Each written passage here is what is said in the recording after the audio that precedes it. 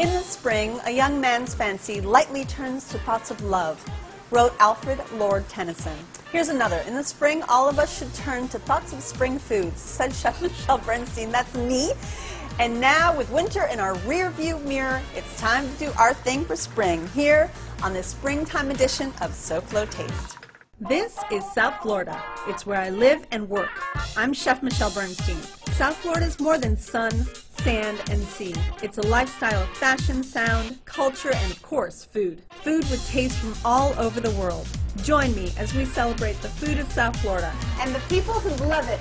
Join me as we experience SoFlo Taste. Hello, I'm Chef Michelle Bernstein here at the Miami Culinary Institute. Welcome to SoFlo Taste. Tomorrow morning, the sun will cross the celestial equator on its way north along the ecliptic. Or in other words, tomorrow at 12:30 a.m., spring arrives, and it's almost my birthday. So I thought it would be fun to honor spring with some spring things. So let's get cooking. I have a friend with me today. Hi, honey. Chef. The reason why he calls me chef is because I'm his chef and he's my chef. So this is Mike Mayta, and Mike is the chef of Cena, which used to be Mishi's, which is my restaurant. Yep. Our restaurant now. And I asked Mike to come here, and because he is so good at finding some of the best foraged, harvested things locally, I thought it would be wonderful to have him here to introduce spring to all of us. So he's going to be making two dishes. So today we're going to be making a peas and carrots salad. Great. So we have some snow peas and I snap like the peas. pun, by the way. Thank you. They're from Lake Helen, Florida. Okay. So it's a little bit north of like Tampa, Central Florida area. We also have some baby rainbow carrots that come from Samsula, I believe, as well. Just a little bit more Don't know northeast. that area at all, So, but sure. So first what we're going to do is we're going to start a little bit on the vinaigrette. Okay. What we want to do is we have some minced shallots over here. It's a little bit of a take on a French vinaigrette. Okay. So we're going to put these in a small amount. We're going to salt these as well. And then we're going to put a little bit of sherry vinegar in here. This is going to kind of get it going. Yeah, start getting it going, start getting the salt dissolved and the sherry, and kind of taking a little bit of the bite of the shallots. So when you get a little bit of it in, it's not too sharp. Great. Well, we have some carrots that we need to get shaved, and some peas on the bias, or some caracara oranges as well. So whichever one you want to start off. I'll start with, you want them in rounds? Yes. Okay. I'll start with this. You go ahead and get going on whatever you're doing. So we're going to kind of want to do equal parts here of peas and carrots. Okay. So we're going to do a little bit of snow peas in here. So those are snap peas. Did you blanch them? I did. Okay. Blanched them very quickly. It looks like a 30-second. That is correct. So to blanch basically means to add into salted boiling water, about 30 seconds, remove, drain, and put into ice water really quickly to shock them and stop the cooking process. Great. Do you want any more than that, or is that good? That's good. Okay. All right, so you can go ahead and toss those in there. Now we have some nice baby rainbow carrots. I'm going to go ahead and shave some of these in here.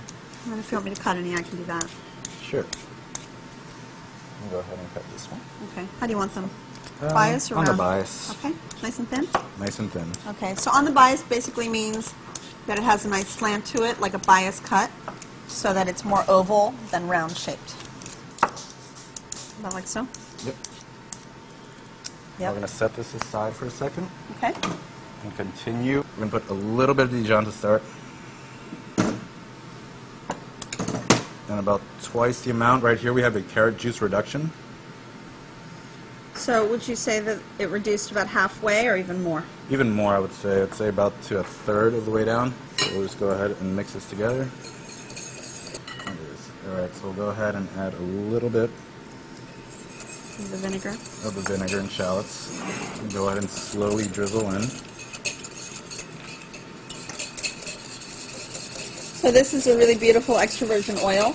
Good. Always try to invest in a good olive oil, good extra virgin olive oil. So now we'll start to build the plate. Okay. Right here we have a point raised blue cheese that's been whipped with a little bit of salt and creme fraiche. It's very strong, so the creme fraiche kind of helps mellow it out, but you get like a nice blue cheese bite at the end. A little bit. A little bit of oil, a little bit of salt as well. A nice toss. Oh God, the colors of spring is like no other, right? This is the time of year that makes me the most excited about food, especially the aesthetic of food.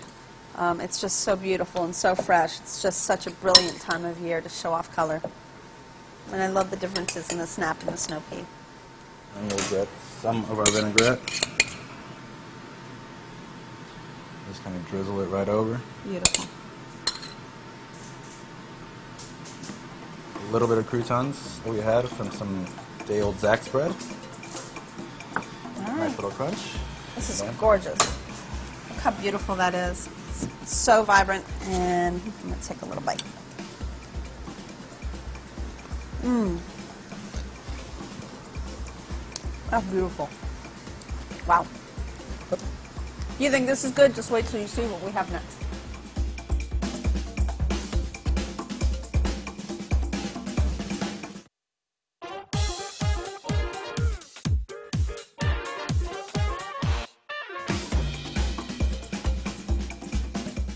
Here are 2 events to start the madness of March.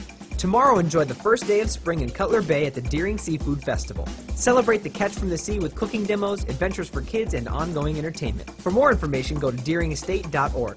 Then Monday, it's Ready, Set, Slurp, as Mignonettes pits pairs of slurpers against each other with platters of oysters. Shucked, of course, to see who can munch the most mollusks in a minute.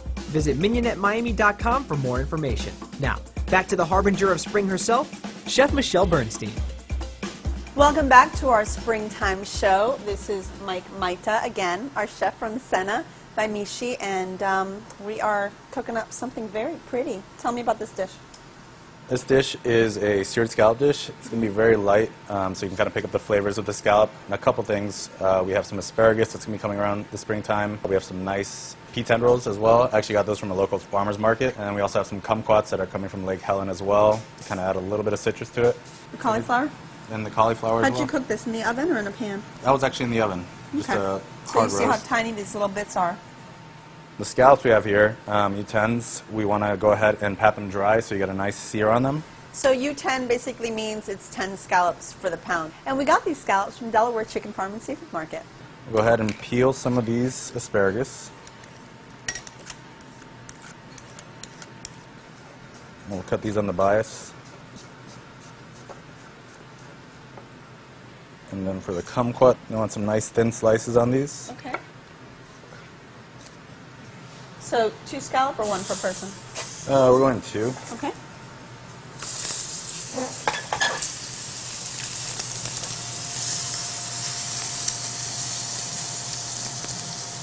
So you're going for that famous white sear, or are you going to try to get some color on that? Try to get some color on this one. Okay. So how did you cook the cauliflower puree? We broke up a little bit of the florets into bite-sized pieces and then simmered it in a little bit of whole milk, some salt. Then when we strain it out, we use some of that same milk to kind of puree it nice and smooth in a blender. Give these a little flip. How beautiful. Cut this off.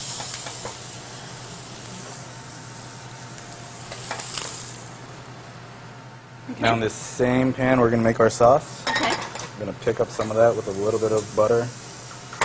Quickly toss in our asparagus.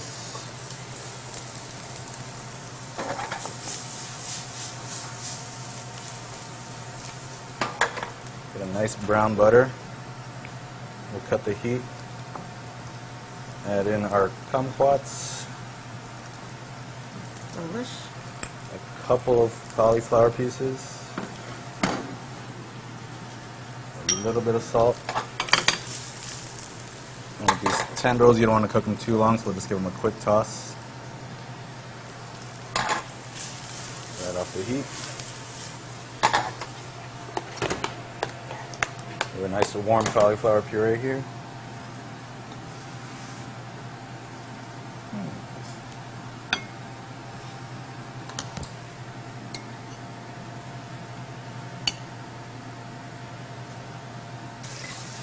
In the restaurant, we love using creamy purees to balance the texture, the crisp texture of a lot of the toppings that we do for a lot of foods, especially things like fish and seafood. It just gives it a really great balance, almost like I like to compare it to a creme brulee, where you have the creaminess on the bottom and the crunchy topping. This gives it a creamy, beautiful pillow bottom, and then that nice, sharp, crisp topping. A little fresh squeezed lemon juice right on top. That is beautiful. Show off your plate to everybody. And that's all his. That is a beautiful springtime plate. Oh, those kumquats are gorgeous.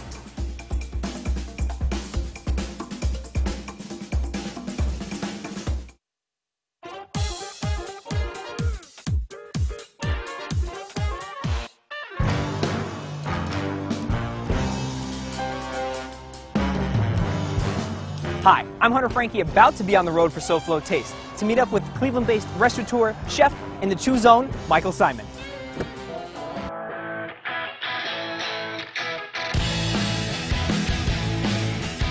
Welcome to Meatopia. What's here? You guessed it, meat, meat, and more meat. You know we gotta taste, but first, meet Michael. Michael, welcome to South Florida. Thank you. Where is South Florida on your list of places of food? Well, you know what? Right now, it's #1 because it is warm, it is beautiful. I'm at Meatopia. Some of the greatest chefs in the country actually live in South Beach, and I'm very happy to be here. Michael's Genuine, Michelle Bernstein, all those wonderful restaurants. I mean, it's a great food town. When you're at home, nobody else knows what you're cooking. What do you make for yourself? Well, you know, it's not really a big secret anymore, but my wife Liz is a vegetarian.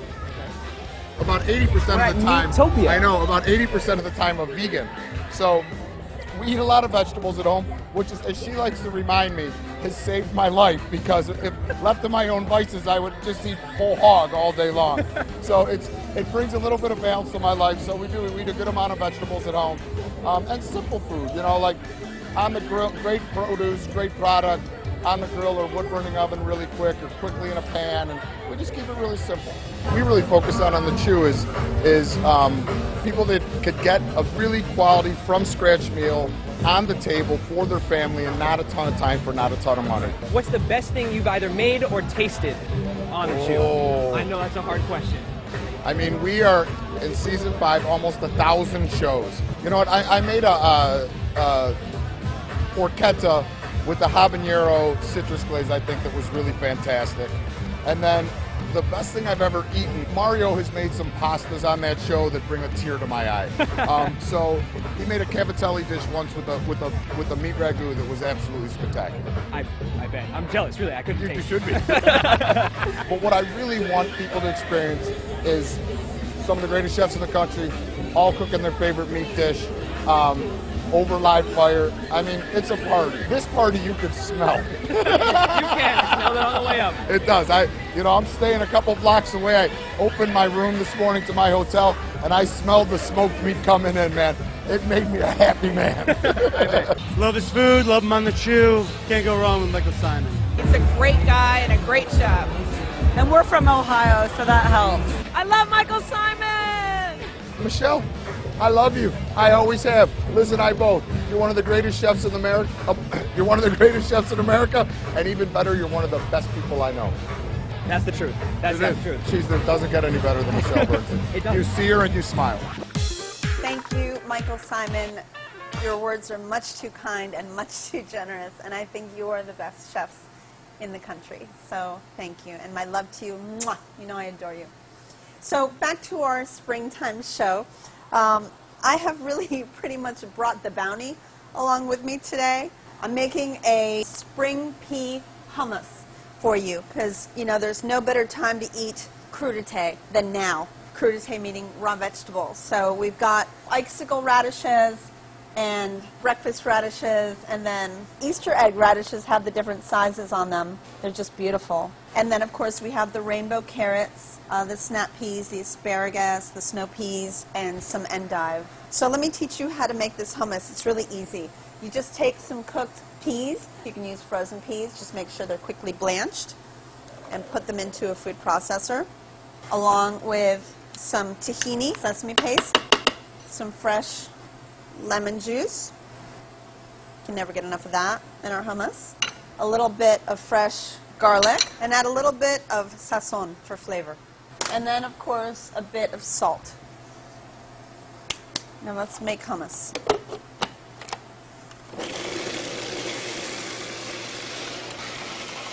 Now to top off the hummus, I've actually pickled some radishes, and they're just, God, they're so good. crispy, a little acidic, and just delicious. So that's pretty much it for that. It's a really easy recipe, and it's so pretty. I mean, don't get me wrong, I love hummus, but green hummus, now that's special. So put that in a pretty bowl. Serve it alongside your favorite raw and barely cooked vegetables. If you want to cook any of them, we have today. And then serve it with some pickled radishes and a little drizzle of extra virgin oil right over the top. And to me, that is just a beautiful dish to serve as people start arriving to your table. Next, I'm going to make a lasagnetta. A lasagnetta is actually a free-form lasagna, but instead of doing all that cheese and all those tomatoes, this is just a spring vegetable lasagnetta. I have a little bit of beautiful sliced truffles. We're using the broth made out of seaweed that you know I love using so much on the show, called dashi broth. I use it a lot at home. You can use vegetable broth if you want to instead. I have lots of stuff here. So oyster mushrooms, Kissimmee River is where these gorgeous oyster mushrooms are from. These are absolutely beautiful. And I'm going to use some of these in my lasagnetta. One of my favorite things are fava beans, and these are actually fava greens. These are beautiful, and somehow I'm going to throw these in there as well. Baby turnips. Okay, so I'll use a couple of those as well. So I'm going to cut all the vegetables in different ways. I'll cut the turnips into little wedges. I don't want to use too much of anything because I want a good combination. The oyster mushrooms, I'll cut off of there and cut them into different sizes. Beautiful. And then these fava blossoms. And then I've got the sweet potatoes here, the two kinds of sweet potatoes, and some shallot and garlic. So let's go ahead and start cooking. All right. So I'm going to start with the different colors of sweet potatoes. And I'll add some shallot and garlic. That's about a half of a garlic clove and a half of a shallot. So then I'll start adding some of these vegetables, definitely the mushrooms, the turnips, the radishes, little by little. I'm going to wait on the greens. All right, I'll add a little bit of dashi broth, the seaweed broth.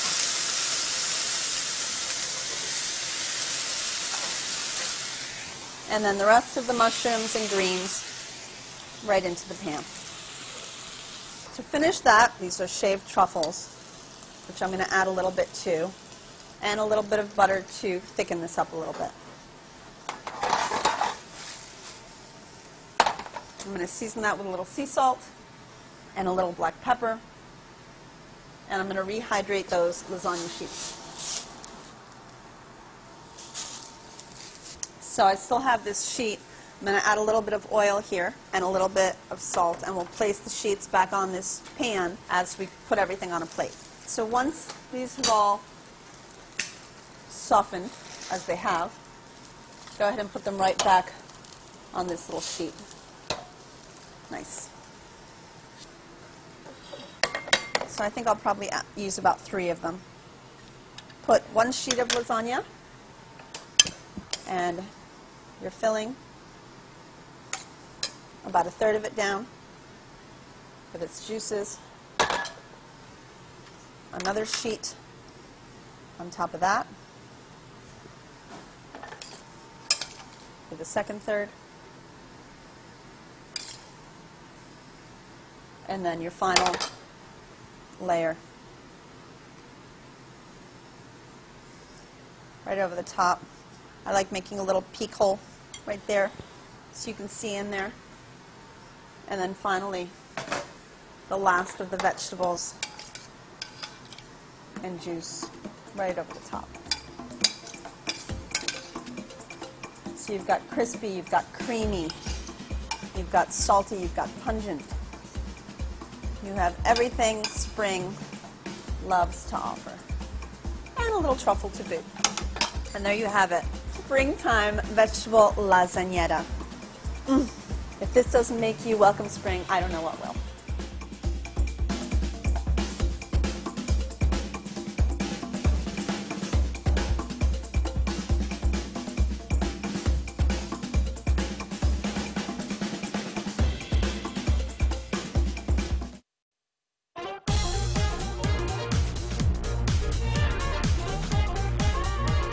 Thanks for joining me today. I hope I got you ready for spring.